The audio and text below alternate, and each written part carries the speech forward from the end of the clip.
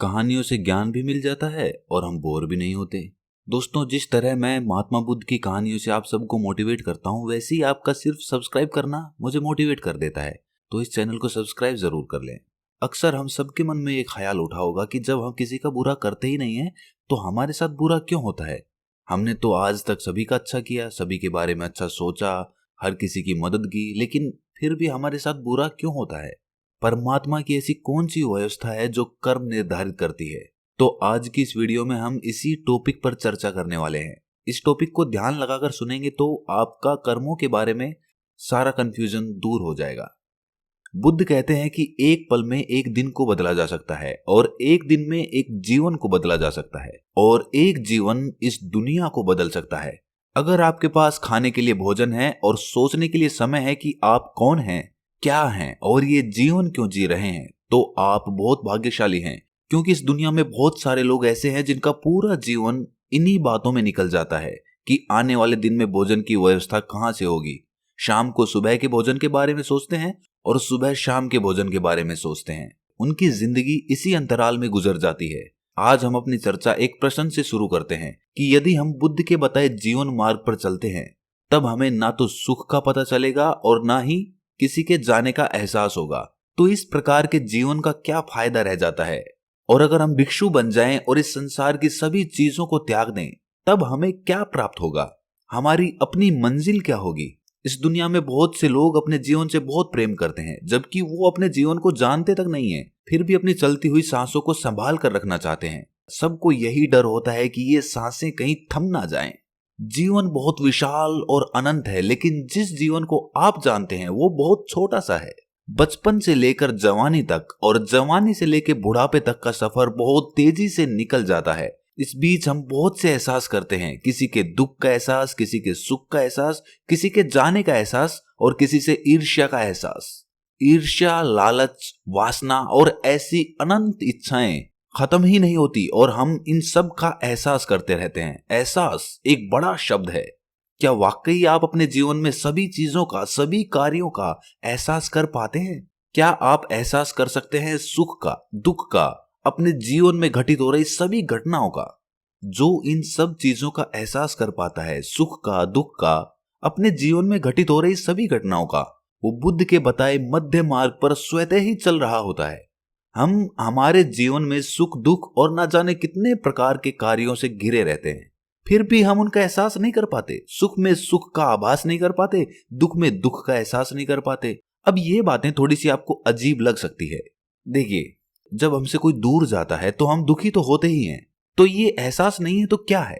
आप सुखी हैं, आपके पास सब कुछ है, तब आप क्या कर रहे हैं? क्या आप उस सुख को पहचान रहे हैं, उसको जी रहे हैं जो आपके पास है, या फिर प्लानिंग कर रहे हैं फ्यूचर की कि मुझे ये करना है, मुझे वो करना है, उसके पास कुछ ऐसा है तो वैसा चाहिए। जरा ध्यान दीजिए और अपने सुख के समय आप क्या करते हैं उसके बारे में विचार करिए। आप सब कुछ करते हो लेकिन सुख का एहसास नहीं करते, और जैसे ही आपसे ये छिन जाता है, सुख चला जाता है, वैसे ही आपको ये आभास होता है कि कुछ चला गया। तब आपको महसूस होता है कि सुख था जो चला गया और अब जो रह गया वो दुख है। लेकिन क्या आपको दुख का भी एहसास होता है? नहीं। जिस प्रकार सुख का एहसास नहीं हुआ, उसी प्रकार दुख का भी एहसास नहीं होता। दुख पर हम केवल दुखी होते हैं, कोशिश करते हैं उस सुख को वापस लाने की जो चला गया होता है। एहसास आपको ज्ञान देकर जाता है, जबकि दुख आपको पीड़ा देकर जाता है। जब भी कोई नई वस्तु, कोई नया कर्म, कोई नया जीवन या नया स्थान हमारे जीवन में आता है, तो नएपन का आभास होता है कि हमारे जीवन में कुछ आया है। लेकिन आभास का क्या काम होता है? ये आता है और चला जाता है। एक नया शादीशुदा जोड़ा इस आभास को जानता है। पति को अपनी पत्नी का आभास होता है, इसलिए वो उसे भली भांति जानता है, उसके कर्म को बड़े ध्यान से देखता है। पत्नी को उसके पति का आभास होता है, वो उसे भली भांति जानती है, इसलिए उसे उसके कर्म का आभास होता है। लेकिन आभास तो आभास है जो धीरे धीरे चला जाता है। कुछ दिनों बाद पति पत्नी दोनों को एक दूसरे का आभास ही नहीं रहता। रह जाती है तो केवल एक पकड़। पति पत्नी को पकड़ कर रखना चाहता है कि वो कहीं छूट ना जाए, पत्नी पति को पकड़ कर रखना चाहती है कि वो कहीं चला ना जाए। ये सब कहते नहीं है एक दूसरे से, लेकिन मन की गहराइयों में यही होता है, और इसका तो इन्हें आभास भी नहीं होता। दोनों सोचते हैं कि वो सही हैं। क्या आप नहीं सोचते कि आप सही हैं? बुद्ध का दिया मध्य मार्ग एक बहुत ही खास मार्ग है जो हमें आभास से एहसास तक जोड़ता है। उदाहरण के लिए एक आदमी ईर्ष्या करता है और जिससे भी वो ईर्ष्या करता है वो उसका बुरा चाहने लगता है ताकि वो उस व्यक्ति से श्रेष्ठ हो जाए।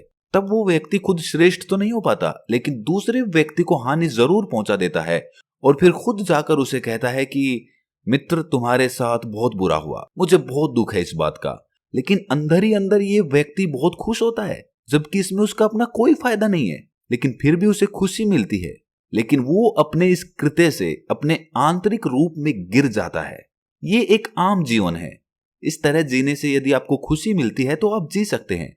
बहुत से लोग ऐसा ही करते हैं तो आप भी कर सकते हैं, आपको कोई नहीं रोकेगा। लेकिन कभी कभी बुद्ध जैसे आदमी हो जाते हैं जो जागृत होते हैं और देख पाते हैं कि आप कैसी मूर्खता कर रहे हैं। तब आप एक मार्ग बनाते हैं ताकि उस पर चल सकें, जीवन को समझ सकें। आपने एक शराबी को तो देखा होगा कि वो कितने आनंद से नशा करता है, वो बहुत खुश रहता है। लेकिन यदि आप उसे कोई नशा करने से मना करें तो वो उसका विरोध करने लगता है, उसे 1000 तरह की बातें बताता है, अपनी बातों को सही दिखाने के लिए तर्क भी दे देता है। वो समझता है कि नशा ही जीवन है, जो सुख यहां पर है वो कहीं और नहीं। ये सब सुनने के बाद आप उसे महान तो कहते नहीं हो। जी हां, आप यही कहोगे कि देखो कितना मूर्ख है, बेचारा जागृत नहीं है, अभी बेहोश है। जब वो होश में आएगा या नशे से बाहर आएगा तब हम बात करेंगे उससे। वही स्थिति हमारे और बुद्ध के बीच की है। वो जागृत हैं, सब भली भांति देख सकते हैं। हम जीवन के नशे में चूर होते हैं, हमें कुछ दिखाई नहीं देता, सब सही लगता है। लेकिन बुद्ध ये नहीं कहते हैं कि आपके नशे से बाहर आने पर हम बात करेंगे, क्योंकि उन्हें पता है कि आप कभी बाहर नहीं आएंगे। इसीलिए वो आपको जागृत करते रहते हैं। जो व्यक्ति मध्य मार्ग पर चलता है वो एहसास को जीता है। ऐसा व्यक्ति जब किसी से ईर्ष्या करता है तब उसे तुरंत ही ईर्ष्या का एहसास हो जाता है, और जब एक बार एहसास हो जाता है तो उस एहसास के पीछे उठने वाले विचारों को भी वो समझ पाता है। जैसे ही विचार दिखाई दे जाते हैं तो ईर्ष्या स्वयं ही समाप्त हो जाती है। इस प्रकार वो सुख और दुख दोनों को अनुभव कर पाता है, सबको अलग होकर देख पाता है। मध्य मार्ग पर ना तो सुख होता है और ना ही दुख होता है। तो फिर क्या होता है? मनुष्य जीवन में यदि कोई अच्छी घटना घट रही होती है तो कहते हैं कि सुख प्राप्त हो रहा है, और दुखद घटना घट रही होती है तो उसे कहते हैं कि बहुत दुख है। और यदि इन दोनों के बाहर की घटना घट रही हो, मतलब मध्य मार्ग पर चलने वाले आदमी पर इसका कोई प्रभाव ना पड़े, तो उसे क्या प्राप्त हो रहा है, सुख या दुख? दुख तो नहीं कह सकते। एक तीसरा शब्द आता है जिसे कहते हैं आनंद। लेकिन जिन्होंने ये शब्द खोजा आनंद, वो कुछ और कहना चाह रहे हैं, क्योंकि वो आनंद को सुख नहीं बता रहे हैं, वो किसी और चीज के बारे में बात कर रहे थे। हमारी सोच समझ बस इतनी सी है कि हम आनंद को ही सुख समझ लेते हैं। क्या आपने कभी ये सोचा है कि हम अगर भिक्षु बन जाएं और संसार की सभी चीजों का त्याग कर दें, तब हम क्या प्राप्त करेंगे? हमारी अगली मंजिल क्या होगी? आपको कुछ भी प्राप्त नहीं होगा। भिक्षु बन जाने में या संसार को त्याग देने से ज्ञान प्राप्त नहीं होता है, समझ उत्पन्न नहीं होती है, बुद्धत्व प्राप्त नहीं होता है।